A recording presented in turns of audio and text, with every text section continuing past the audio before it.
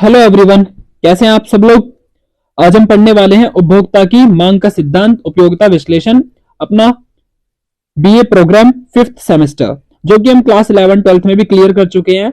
कि उपभोक्ता, सबसे पहले यहाँ पर चैप्टर के नेम से स्टार्ट करते हैं कि उपभोक्ता क्या होता है। उपभोक्ता का मतलब होता है कोई भी कंज्यूमर, यानी कि किसी चीज की जो मांग करने वाला व्यक्ति होता है उसे हम यहाँ पर क्या कहते हैं, उपभोक्ता कहते हैं। और उसी की उपयोगिता के बारे में पढ़ने जा रहे हैं, यूटिलिटी क्या एनालाइज करेंगे यहाँ पर कि उसकी एक उपभोक्ता की उसकी मांग होती है, किस तरीके से होती है, तो उसको इस चैप्टर के अंदर क्लियर करने वाले हैं। देखिए, उपभोक्ता की मांग का सिद्धांत, फर्स्ट टॉपिक जो है हमारा, यहां पर क्या होता है कि कोई भी उपभोक्ता, कोई भी व्यक्ति, फॉर एग्जांपल हम सभी जितने वीडियोस देख रहे हैं और यहां तक कि मैं, कि सभी लोग कौन है, हम सभी उपभोक्ता हैं कहीं ना कहीं, किसी ना किसी रूप में। क्यों है? क्योंकि हम कहीं ना कहीं से कुछ ना कुछ चीजें क्रय करते हैं, यानी कि खरीदते हैं। तो हम सभी लोग यहां पर क्या होते हैं, उपभोक्ता होते हैं। प्रत्येक उपभोक्ता की आय, आय यानी इनकम क्या होती है, लिमिटेड होती है। हर कोई व्यक्ति, कोई है 10,000, कोई 20,000, कोई 30,000, यानी कि ऐसा तो नहीं है कि कोई व्यक्ति पहले महीने 10,000 फिर 1 लाख, ऐसा नहीं होता। यानी कि जो हमारी इनकम होती है वह क्या होती है, हमेशा लिमिटेड होती है, सीमित होती है। लेकिन वह जिन वस्तुओं और सेवाओं की मांग, सेवाओं को खरीदना चाहता है एक तरीके से, उसकी संख्या असीमित है। यानी कि हम लोग जो है, हमारे पास इनकम हमारी लिमिटेड है, लेकिन जो हम चाहते हैं, जो हमारी वांट्स हैं, हमारी इच्छाएं हैं, वह अनलिमिटेड हैं। हम कभी, हमारी इच्छाएं कभी रुकती ही नहीं है, वह असीमित है। इसलिए कोई भी उपभोक्ता उन सब वस्तुओं व सेवाओं का प्राप्त, उन सभी वस्तुओं और सेवाओं को प्राप्त नहीं कर सकता जिन्हें हम खरीदना चाहते हैं। एक तरीके से हम अपने ऊपर लेकर के चले कि हमारी आय लिमिटेड है और हमारी इच्छाएं अनलिमिटेड है, तो हम हर दुनिया की सारी चीजें तो खरीद नहीं सकते। उसे यह सोचना पड़ेगा, यानी हमें यह सोचना पड़ता है कि क्या खरीदे और क्या नहीं खरीदें।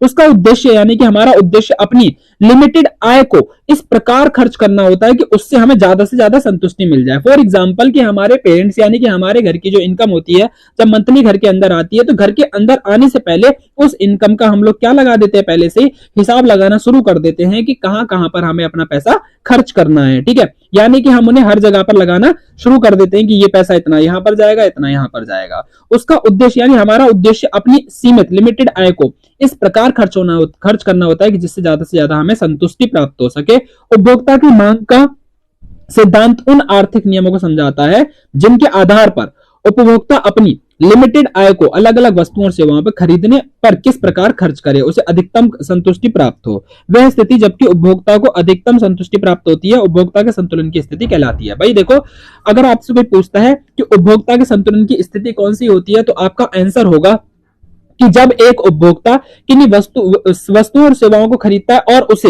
उस समय पर क्या, आपका संतुष्टि, अधिक से अधिक संतुष्टि प्राप्त होती है, तो वह उपभोक्ता की संतुलन स्थिति कहलाती है। अतः दूसरे शब्दों में आप कह सकते हैं कि हमें उपभोक्ता यानी कंज्यूमर के संतुलन का पता लगाना है। उपभोक्ता की मांग के सिद्धांत के अध्ययन के कई तरीके होते हैं, उनमें से 2 वैकल्पिक तरीकों के बारे में हम यहाँ पर विवेचन करने वाले हैं। पहला तो यह है कि उपभोक्ता उपयोगिता विश्लेषण, पहला कौन सा होगा हमारा, उपयोगिता विश्लेषण, और दूसरा होगा अधिमान वक्र विश्लेषण। इन दोनों को इस चैप्टर में हम यहाँ पर क्लियर करने वाले हैं आगे। उपयोगिता विश्लेषण जो होता है वो क्या होता है, वो इस मान्यता पर आधारित है कि किसी वस्तु के उपभोग से, यानी किसी उपभोग का मतलब होता है जब हम कंजप्शन करते हैं किसी वस्तु का, उपभोग से उपभोक्ता को उपयोगिता प्राप्त होती है, उसे परिमाणात्मक क्वांटिटेटिव रूप से मापा जाता है। अधिमान वक्र विश्लेषण उपयोगिता के विकल्प के रूप में प्रस्तुत किया जाता है, जिसके द्वारा उपभोक्ता को किसी वस्तु से प्राप्त उपयोगिता की परिमाणात्मक रूप में मापे बिना ही उपभोक्ता के व्यवहार का विश्लेषण किया गया है। उपयोगिता विश्लेषण का प्रतिपादन एल्फ्रेड मार्शल ने किया था। अगर आपसे कोई पूछता है कि ये उत्पादन विश्लेषण किसने खोजा था, किसने इसका प्रतिपादन किया था, तो आपका आंसर होगा एल्फ्रेड मार्शल ने इसका प्रतिपादन किया था। इसलिए इसे मार्शल का उपयोगिता नियम भी कहा जाता है। भाई कहने का मतलब यहां पर यह हुआ कि जो आपका उपयोगिता विश्लेषण है, इसे एग्जाम के अंदर मार्शल का उपयोगिता विश्लेषण भी पूछा जा सकता है इस तरीके से, क्योंकि इसकी जो खोज थी वो एल्फ्रेड मार्शल ने की थी, इसलिए उन्हीं के सरनेम पर इसका नाम रख दिया गया। मार्शल के उपयोगिता विश्लेषण के विकल्प के रूप में जे.आर. हिक्स ने अधिमान वक्र का विकास किया था। भाई इसका मतलब क्या हुआ, बाद में जे.आर. हिक्स आए और उन्होंने अधिमान वक्र विश्लेषण का विकास किया। अब स्टार्ट करते हैं एक एक करके इन टॉपिक्स के बारे में। उपयोगिता विश्लेषण, जो भी वस्तु आप खरीदते हैं, यानी हम खरीदते हैं, वह इसलिए खरीदते हैं क्योंकि उससे हमको कुछ उपयोगिता, यूटिलिटी मिलती रहती है ना। हम कोई भी वस्तु नहीं खरीदेंगे जिससे हमको उपयोगिता ना मिलती हो, हम ऐसी वस्तुएं क्यों खरीदेंगे जिससे हमें कोई फायदा ना हो। उदाहरण के लिए मान लीजिए हम शाकाहारी हैं तो हम मांस नहीं खरीदेंगे ना। यदि हम सिगरेट नहीं पीते हैं तो हम सिगरेट क्यों ही खरीदेंगे, क्योंकि इन वस्तुओं के लिए आप हमारे पास में कोई भी उपयोगिता नहीं है। भाई एक चीज सोचो, आप अपने घर में ऐसी चीजें ला करके रख सकते हो जो आपके घर में यूजेबल ना हो, तो हम पैसा बर्बाद नहीं करेंगे, सीधी सी बात। तो वो क्या कहलाएंगी, आपकी हमारे यूज की वस्तुएं नहीं होंगी, तो वो हमारी उपयोगिता नहीं कहलाएगी। ठीक है, तो मार्शल ने क्या कहा, मार्शल के अनुसार एक उपभोक्ता किसी वस्तु के लिए अधिक से अधिक जो कीमत देने के लिए तैयार होता है वही इस वस्तु की उसके लिए उपयोगिता का माप होता है। उदाहरण के लिए यदि हम एक संतरे के लिए अधिक से अधिक ₹1 देने के लिए तैयार हैं तो उस संतरे की उपयोगिता हमारे लिए ₹1 के बराबर होगी। यानी कि हम जो खरीदना चाहते हैं, हमारी जो उपयोगिता है, हमारे पास इतना भाई है कि हम ₹1 में संतरे खरीद सकते हैं। यदि हम संतरे के लिए अधिक से अधिक ₹1 देने को तैयार हैं तो उस संतरे की उपयोगिता हमारे लिए क्या है, ₹1 के बराबर हुई। यदि उसी संतरे के लिए आपका मित्र यानी हमारा मित्र कोई भी 50 पैसे देने के लिए तैयार है तो उसके लिए संतरे की उपयोगिता क्या होगी, 50 पैसे, और हमारे लिए क्या होगी, ₹1। उपयोगिता को मापने का ये केवल एक अप्रत्यक्ष यानी कि इनडायरेक्ट तरीका हो सकता है कि हम क्या कह सकते हैं कि किसी वस्तु को खरीदने के मेरे पास में एक भाई संतरे का उपयोगिता 50 पैसे के बराबर है, तो उपयोगिता को मापने का ये केवल इनडायरेक्ट तरीका होता है। यानी कि भाई सीधी सी बात यहाँ पर कि मेरे पास कोई वस्तु खरीदने के लिए ₹1 है तो मेरे लिए ₹1 की बराबर होगी उस वस्तु की कीमत, और किसी व्यक्ति के पास में 50 पैसे के बराबर है उसकी हैसियत, तो भाई उसके लिए 50 पैसे के बराबर होगी। नेक्स्ट टॉपिक हम पढ़ते हैं अपना, सीमांत उपयोगिता ह्रास नियम क्या होता है। तो भाई देखो, ह्रास का मतलब यहाँ पर किसी न किसी चीज की कमी होना होता है। एक ही वस्तु की उपयोगिता अलग अलग व्यक्तियों के लिए है ना, कोई एक वस्तु है और हम अलग अलग व्यक्तियों के लिए अलग अलग हो सकती है कि भाई मैं किसी अपने यूज के लिए यूज कर रहा हूं उस वस्तु का उपयोग के लिए, कोई व्यक्ति किसी और उपयोग के लिए कर रहा है उसे। एक ही व्यक्ति के लिए अलग अलग समय में अलग अलग हो सकती है, लेकिन एक ही व्यक्ति के लिए एक ही समय पर एक ही वस्तु अलग अलग इकाइयों से मिलने वाली उपयोगिता भी समान नहीं होती। जब आप पहला संतरा खरीदते हैं तो आपको कुछ उपयोगिता प्राप्त होती है। यदि आप एक संतरा खरीदते हैं तो दूसरे संतरे से आपको पहले संतरे की तुलना में कम उपयोगिता प्राप्त होती है। इस प्रकार जैसे जैसे कोई उपभोक्ता खरीदने वाला किसी वस्तु की ज्यादा से ज्यादा इकाइयां खरीदता है, वैसे वैसे प्रत्येक अगली इकाई से मिलने वाली उपयोगिता क्या होती है, सीमांत उपयोगिता घटती जाती है हमारी। यानी कि हमने पहले किसी चीज को खरीदा, अब हम उसी चीज को दोबारा खरीद रहे हैं तो हम सोचेंगे यार ये चीज तो हमने पहले यूज कर ली है ना, तो हमें इस वस्तु को जिसे हम खरीद रहे हैं उसकी कीमत हमें गिरी हुई चाहिए। यानी कि पहले अगर हमने वो चीज ₹1 में खरीदी तो अब हम उसे 50 पैसे में खरीदेंगे। इस प्रवृत्ति को अर्थशास्त्र में सीमांत उपयोगिता ह्रास नियम कहा जाता है। यह नियम यह बताता है कि जैसे जैसे हम वस्तु की अधिक से अधिक इकाइयों का उपभोग करते हैं, वैसे वैसे आने वाली अगली उत्तरोत्तर इकाइयों से प्राप्त सीमांत उपयोगिता क्रमशः घटती जाती है। यदि हर अगली इकाई से मिलने वाली उपयोगिता घटती है लेकिन कुल उपयोगिता बढ़ती जाएगी, परंतु कुल उपयोगिता में वृद्धि की दर घटती जाएगी। इसे एक उदाहरण के द्वारा समझ सकते हैं। मान लीजिए आप 6 संतरे खरीदते हैं, जैसे जैसे आप संतरों का प्रयोग करते हैं वैसे वैसे संतरों की आगे आने वाली इकाइयों से आपको प्राप्त सीमांत उपयोगिता घटती जाती है। ठीक है, जैसा कि अभी हम आगे डायग्राम में देखेंगे। सीमांत उपयोगिता एक अतिरिक्त इकाई में मिलने वाली उपयोगिता को सीमांत उपयोगिता कहते हैं। मतलब जो चीज हमने अभी यूज कर ली उसके सेम वही चीज अगेन यूज कर रहे हैं दोबारा से, तो उस उपयोगिता को हम सीमांत उपयोगिता कहते हैं। पहला संतरा सीमांत संतरा है और इससे मिलने वाली उपयोगिता सीमांत उपयोगिता होगी। दूसरा संतरा सीमांत संतरा है और इससे मिलने वाली उपयोगिता सीमांत उपयोगिता होगी। सीमांत स्थिर नहीं होगी लेकिन बल्कि बदलती रहती है। यहाँ पर सीमांत क्या है, स्थिर नहीं है यानी कि फिक्स नहीं है, बल्कि क्या है, बदलता रहता है, क्योंकि सारी इकाइयां समरूप हैं। जो संतरे हैं वो सारे के सारे कैसे हैं, समरूप यानी कि सेम है, इसलिए प्रत्येक इकाई सीमांत इकाई है और उससे मिलने वाली उपयोगिता सीमांत उपयोगिता होगी। जैसे कि अभी एग्जाम्पल से समझेंगे हम। उपभोक्ता को प्रत्येक अतिरिक्त संतरे से मिलने वाली सीमांत उपयोगिता घट रही है। सीमांत उपयोगिता घटकर 0 भी हो सकती है। जैसा कि देखो यहाँ पर पहला संतरा था जिससे आपको सीमांत उपयोगिता 4 मिल रही थी और कुल उपयोगिता उसकी टोटल यूटिलिटी कितनी थी, 4 थी। दूसरे संतरे में सीमांत उपयोगिता 3 थी लेकिन कुल उपयोगिता कितनी मिल रही थी, हमारी 7 मिल रही थी। ठीक है, और तीसरे में सीमांत उपयोगिता 2 थी, कुल उपयोगिता 9 हो गई। चौथे में 1 थी, कुल उपयोगिता 10 हो गई। ऐसे ही पांचवे में आप देखेंगे सीमांत उपयोगिता आपकी 0 हो गई और कुल उपयोगिता 10 हो गई। और छठे में हम देख रहे हैं सीमांत उपयोगिता -1 हो गई और उसके बाद में छठे में कुल उपयोगिता -9 हो जाती है। ठीक है, तो आप देखो यहाँ पर जो कुल उपयोगिता हमारी आई है वह कैसे आती है, जैसे हम क्लास 10th में CF निकालते थे, जैसे 4 का 4 लिख दिया। अब देखो 4 में हमने 3 जोड़ा, कुल उपयोगिता का जो 4 है उसमें 3 जोड़ा और इधर क्या आ गया आपका 4 और 3 7 आ गया। वैसे ही 7 में अगले 2 को प्लस करा 9, 9 में 1 को प्लस करा 10, 10 में 0 को प्लस करा 10 ही आएगा। 10 में हमने -1 किया तो हमारा यहाँ पर हम देख रहे हैं कुल उपयोगिता भी हमारी घटती जाती है। क्लियर हो गया इतना हमारा, ठीक है। सीमांत उपयोगिता और कुल उपयोगिता के संबंध में निम्नलिखित रूप से लिखा जा सकता है। जैसे फर्स्ट पॉइंट, जब सीमांत उपयोगिता घटती है तथा धनात्मक होती है तो कुल उपयोगिता बढ़ती है, लेकिन घटती हुई दर से बढ़ती है, यानी धीरे धीरे धीरे बढ़ती जाती है।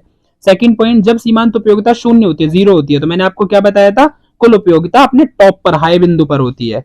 और जब सीमांत उपयोगिता माइनस में जाना शुरू होती है तो कुल उपयोगिता आपकी घटना शुरू हो जाती है। ठीक है, जैसा कि आप यहाँ पर देखिए चित्र में दर्शाया गया है कि जैसे जैसे आपकी 4 से 4.4 पर देखिए आप टोटल मार्जिनल यूटिलिटी में, जब आपका 4 बिंदु तक देखो यहाँ पर ये घटना शुरू हुई, जैसे आपकी सीमांत उपयोगिता घट रही है और टोटल यूटिलिटी कुल उपयोगिता बढ़ती जा रही है। जब कुल उपयोगिता हमारी हाईएस्ट पॉइंट पर यानी कि 10 पर थी, जब हमारा सीमांत उपयोगिता 0 पर थी। जब सीमांत उपयोगिता माइनस में शुरू हो गई तब हमारी कुल उपयोगिता उधर से गिरना शुरू हो जाती है। ठीक है, यहाँ पर भी यही है, सीमांत उपयोगिता ह्रास नियम की मान्यताओं पर आधारित है। वस्तु की अलग अलग इकाइयां समरूप अर्थात उनके आकार, किस्म और स्वाद आदि में कोई अंतर नहीं है। वस्तु की इकाइयों के उपभोग के बीच समय अंतराल नहीं है, अर्थात अलग अलग इकाइयों का उपभोग लगातार किया जाता है। वस्तु को अलग अलग इकाइयों के उपभोग के दौरान उपभोक्ता की मानसिक स्थिति, उसकी रुचि यानी कि उसका इंटरेस्ट, उसका फैशन आदि में परिवर्तन नहीं होता है। ठीक है, इस नियम के अपवाद यानी कि एक्सेप्शन क्या है? पहला पॉइंट, सीमांत उपयोगिता ह्रास नियम एक मूलभूत नियम है जो कि सब व्यक्तियों और सब वस्तुओं पर लागू होता है। वास्तव में इसका कोई अपवाद यानी एक्सेप्शन नहीं होता है। ठीक है, फिर भी इस नियम के कुछ अपवाद की चर्चा हम कर लेते हैं कि मुद्रा का संचय, यानी कि जो मुद्रा होती है उसका यहाँ पर संचय होता है, इकट्ठा होना। यह कहा जाता है कि यह नियम मुद्रा पर लागू नहीं होता, पैसों पर लागू नहीं होता। इस धारणा का आधार यह बताया जाता है कि किसी व्यक्ति के पास जितनी ज्यादा मुद्रा होगी, जितने ज्यादा पैसे होंगे, उतनी ही तेज उसकी और अधिक मुद्रा प्राप्त करने की इच्छा होगी। बिल्कुल, जितना आपके पास पैसा आएगा आप उतना ही और ज्यादा उत्तेजित होंगे कि हमारे पास और पैसा आए। ये अपवाद को साबित करने के लिए एक कंजूस का उदाहरण ले दिया जाता है, जिसकी मुद्रा संचय की, एक कंजूस व्यक्ति है, उसका पैसा इकट्ठी करने की इच्छा अनलिमिटेड होती है। लेकिन ये कहना गलत होगा कि पहले रुपए और 100वें रुपए की सीमांत उपयोगिता समान है। बिल्कुल सही बात है। यदि एक व्यक्ति के पास सिर्फ 1 ही रुपया है तो वह उसे काफी सोच समझ करके खर्च करेगा। व्यय का मतलब यहाँ पर खर्च करना होता है। लेकिन यदि उसके पास 100 रुपए हैं तो उसमें 1 रुपए व्यय करते समय उतना सोच विचार नहीं करेगा। इसका तात्पर्य यह है कि 100वें रुपए की सीमांत उपयोगिता पहले रुपए की सीमांत उपयोगिता से कम है ना। कंजूस को भी तो भोजन आदि खर्च पर करना पड़ता है, कंजूस को भी भोजन आदि पर व्यय करना पड़ता है। अतः भोजन आदि की उपयोगिता मुद्रा की उपयोगिता से क्या होती है? ज्यादा होती है। लेकिन वस्तु की तुलना में मुद्रा की सीमांत उपयोगिता में एक अंतर है।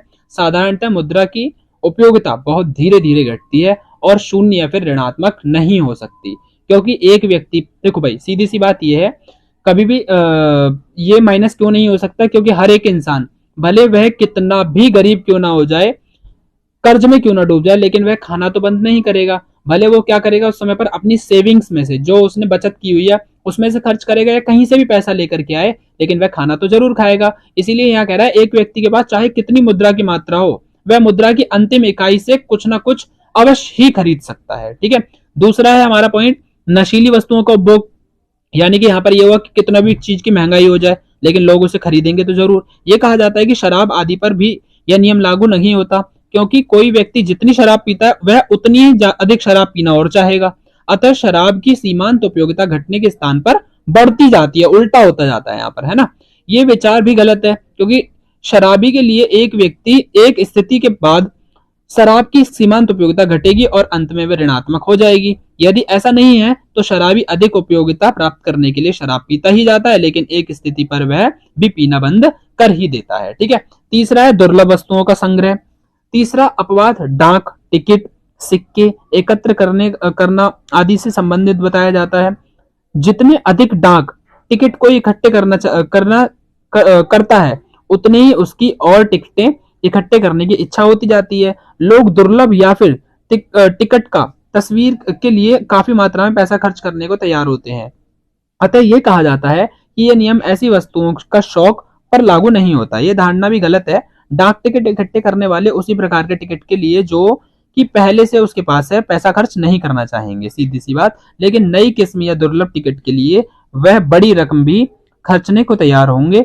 जब एक ही प्रकार की टिकटों की संख्या बढ़ती है तो उसकी सीमांत उपयोगिता घटेगी। अतः यह नियम अभी पर भी लागू होता है। वास्तव में इस नियम का कोई अपवाद नहीं है, अन्य बातें समान रहने पर नियम अतः लागू होता है। ठीक है,